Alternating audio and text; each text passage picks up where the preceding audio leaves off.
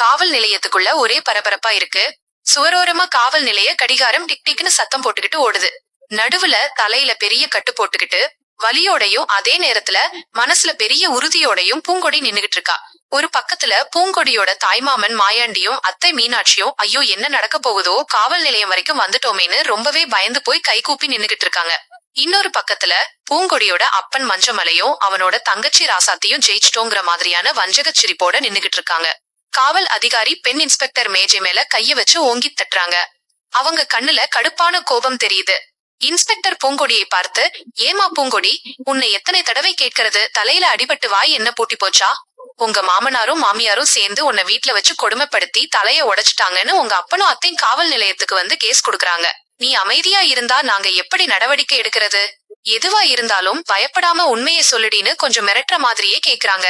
அப்போ குறுக்க வர்ற ராசாத்தி ரொம்பவே போலியான பரிவை காட்டி, மேடம் கொஞ்சம் பார்த்து பேசுங்க மேடம். என் பொண்ணு ஏற்கனவே இந்த மாமன்காரனும் மாமியார்காரையும் கொடுத்த சித்திரவதையில பேய் அடிச்ச மாதிரி பயந்து போய் நடுங்கி நிற்குது.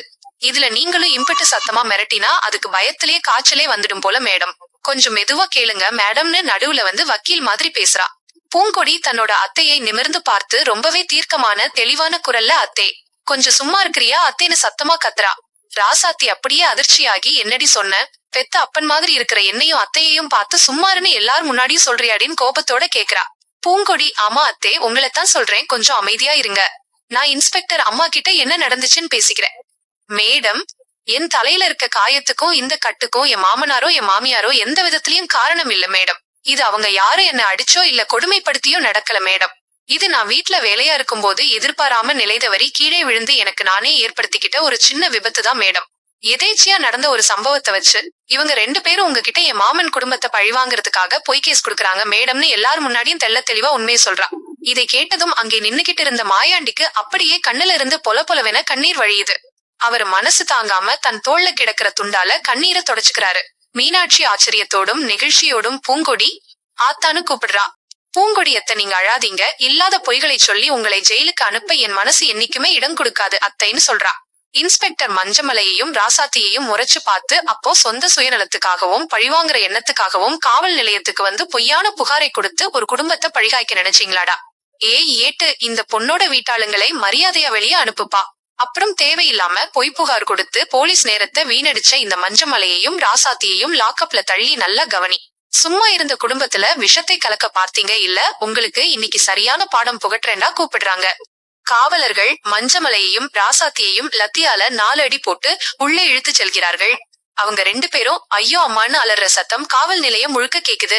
காவல் நிலையத்துக்கு வெளியே பூங்கொடியோட புருஷன் அழகர் பட்டாசுகளை கொளுத்தி வெடிச்சு ஆட்டம் போட்டு கொண்டாடிக்கிட்டு இருக்கான். பூங்கொடியும் மாயாண்டியும் மெதுவா காவல் நிலையத்தை விட்டு வெளியே வர்றாங்க.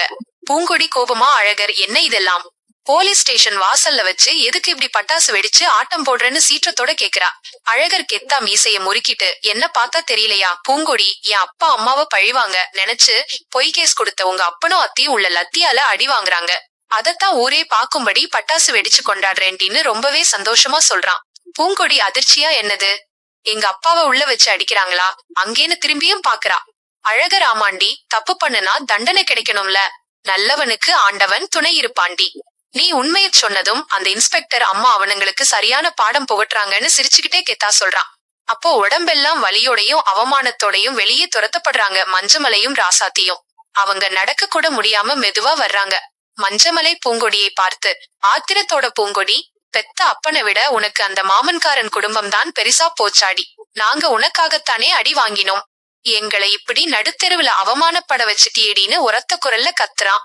பூங்கொடி கண்ணீரை அடக்கிக்கிட்டு, அப்பா, நான் மாமன் குடும்பத்துக்காக பேசல, உண்மைக்காக பேசினேன். நீங்களும் அத்தையும் எங்க குடும்பத்துக்கு செஞ்ச துரோகத்தை நான் என்னைக்கும் மறக்கலப்பா. ஆனா அதுக்காக இல்லாத பொய்யை சொல்லி ஒரு குடும்பத்தை சிறைக்கு அனுப்ப என் மனசு இடம் கொடுக்கலப்பா. அதனாலதான் உண்மை எதுவோ அதை சொன்னேன்னு தயங்காம பதில் சொல்றா. ராசாத்தி விஷமத்தனமான கோபத்தோட, போதும்டி உன் நியாயம். மஞ்சமலை, அண்ணே வாங்க போவோம், நம்ம விரல வச்சே நம்ம கண்ணை குத்திட்டா இவளுக்கெல்லாம் அப்புறமா இருக்கு கச்சேரின்னு பல்லை கடிக்கிறா.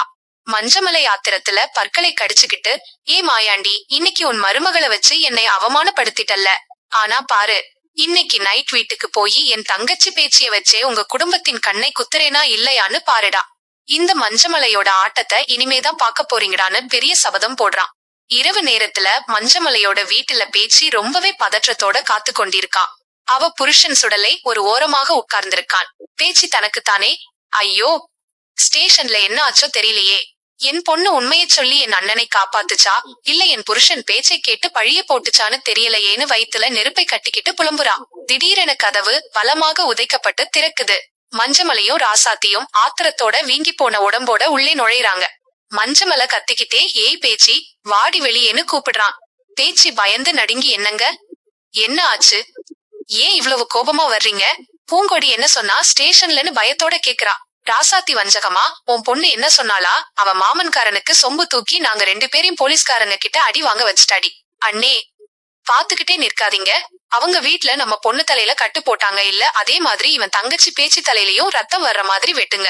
அப்பத்தான் அந்த மாயாண்டிக்கு வலி என்னன்னு புரியும்னு தீய மூட்டி விடுறா. மஞ்சமலை சுவரில் தொங்கிய இரும்பு கரண்டிய கையில் எடுத்து ஆமாடி உன் அண்ணன் மாயாண்டி கதறனுண்டின்னு கோபமா கத்துறான். மஞ்சமலை ஆவேசமாக ஓங்கி பேச்சியின் தலையை நோக்கி இரும்பு கரண்டியை வீசுறான். இதை பார்த்து அதிர்ச்சியடைந்த சுடலை பேச்சியை காப்பாற்ற இடையே பாய்கிறான். சுடல கத்திக்கிட்டே அண்ணே வேண்டாம்னே குறுக்க வர்றான். மஞ்சமலை ஆவேசமா வீசிய இரும்பு கரண்டி சுடலையின் நெற்றியில் பலமாக தாக்குது. நெற்றி பிளந்து ரத்தம் பொல பொலவென பீரிட்டு வழியுது. சுடலை தலையை பிடித்து கொண்டு அலறுறான். ஆ, வலிக்குதே அண்ணே, ரத்தம் பெருக்கெடுத்து வருதே அண்ணே, அம்மாடின்னு சொல்லி கீழே விழுந்து ஐயையோன்னு கதறான். பேச்சி அலறிக்கொண்டு மாமா மாமா என்னாச்சு, ஐயோ ரத்த வெள்ளத்துல கிடக்குறாரே, அண்ணி என்ன காரியம் பண்ணி வச்சிருக்கீங்க, சொந்த தங்கச்சியையும் மச்சானையும் கொல்றதுக்கா பாத்தீங்கன்னு கண்ணீர் விட்டு கதறா. ராசாத்தி அதிர்ச்சியில் உறைந்து ஐயையோ என் புருஷன் தலையில ரத்தம் வருதே, அண்ணே என்ன காரியம் பண்ணிட்டீங்கன்னு கத்துறா.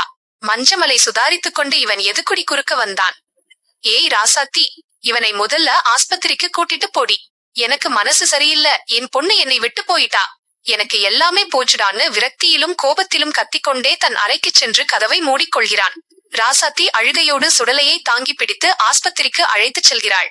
அதே நேரத்துல மாயாண்டியின் வீட்டுல நடுவரங்கத்தில் பூங்கொடி, அழகர், மாயாண்டி, மீனாட்சி அனைவரும் இருக்கிறார்கள். மீனாட்சி தொலைபேசியில் பேச்சியிடம் பேசிக் கொண்டிருக்கிறாள். மீனாட்சி போனில் அழுகையோடு பேச்சி, ஆத்தா என் மருமக பூங்கொடி போலீஸ் ஸ்டேஷன்ல உண்மையை சொல்லி எங்களை காப்பாத்திட்டாடி, அவ மட்டும் இல்லைனா இந்நேரம் நானும் உன் அண்ணனும் ஜெயில கிடந்திருப்போண்டின்னு சந்தோஷமும் கண்ணீருமா சொல்றா. பேச்சி போனின் மறுமுனையில் கதறி அழுகிறாள். மதனி, என் புருஷன் இங்க ரத்த வெள்ளத்துல கிடக்குறாரு மதனி, என் அண்ணனும் நாத்தனாரும் என் பொண்ணு செஞ்ச காரியத்துக்காக என்னை அடிக்க வந்து நடுவுல வந்த என் புருஷன் தலைய உடைச்சிட்டாங்க மதனி ஐயையோன்னு அழுவுறா. மீனாட்சி அதிர்ச்சியோடு ஐயோ பேச்சி என்னடி சொல்ற, சுடலை மச்சானுக்கு அடிபட்டுடுச்சாடின்னு பதற்றமா கேக்குறா. பேச்சி ஆமா மதனி, இங்க நிலைமை ரொம்ப மோசமா இருக்கு, நீங்க பத்திரமா இருங்கன்னு போனை வைக்கிறா. மீனாட்சி போனை வைத்துவிட்டு பூங்கொடியின் கரங்களை பிடித்து கொண்டு பூங்கொடி என் ஆத்தா, நீ என் தம்பி பொண்ணு மட்டும் இல்லடி என் சொந்த பொண்ணு, இன்னைக்கு நீ செஞ்ச உதவிக்கு நான் என்ன கைமாறு செய்ய போறேனோன்னு உணர்ச்சி வசப்பட்டு அழுகிறா. மாயாண்டி கண்ணீரோடு ஆமா பூங்கொடி, உனக்குள்ள இருக்கிறது என் தங்கச்சி பேச்சியோட தங்கமான மனசுடி, பெத்த அப்பனும் அத்தையும் என்னதான் தூண்டி விட்டாலும் நீ உண்மையோட பக்கத்துல நின்றுட்டடி அம்மா செல்லம்னு பெருமையா சொல்றாரு. அழகர் சற்று சந்தேகத்தோடும் கோபத்தோடும் அப்பா நீங்க ஏன் இவ்வளவு சென்டிமெண்டா பேசுறீங்க, அவ என்ன ஏதோ தியாகமா பண்ணிட்டா, உண்மையத்தான சொன்னா, இதுல என்ன பெருமை இருக்குன்னு கேக்குறா.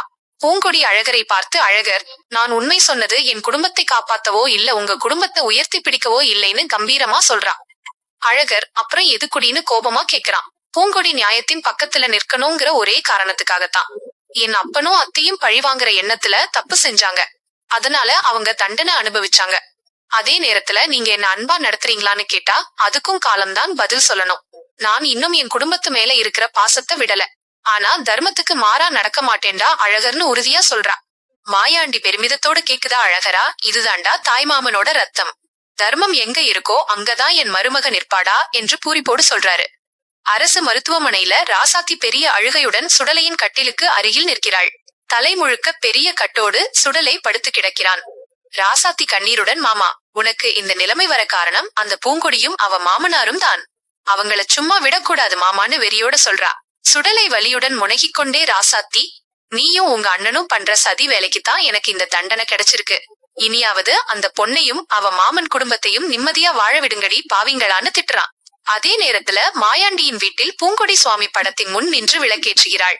பூங்கொடி மனசுக்குள்ள ஆண்டவா, உண்மையை பேசினதுக்காக என் சொந்த குடும்பமே எனக்கு எதிரா நிற்கலாம், ஆனா நான் நடந்த பாதையில தர்மம் இருக்கு. என் மாமன் குடும்பத்தையும் என் பெத்தவங்களையும் நீதான் நல்வழிப்படுத்தணும்னு மனசார வேண்டிக்கிறா. அழகர் தூரத்தில் நின்று பூங்கொடியின் உறுதியை பார்த்து பிரமித்து நிற்கிறான். பூங்கொடியின் தாய்மாமன் பாசமும் சுயமரியாதையும் வென்றதை உணர்த்தும் வகையில அங்கே பெரிய அமைதி நிலவுது. பூங்கொடியின் இந்த துணிச்சலான முடிவு வரும் நாட்களில எந்த மாதிரியான புயலை கொண்டு வரப்போகுதோங்கிற எதிர்பார்ப்போட கதை அடுத்த கட்டத்துக்கு நகருது.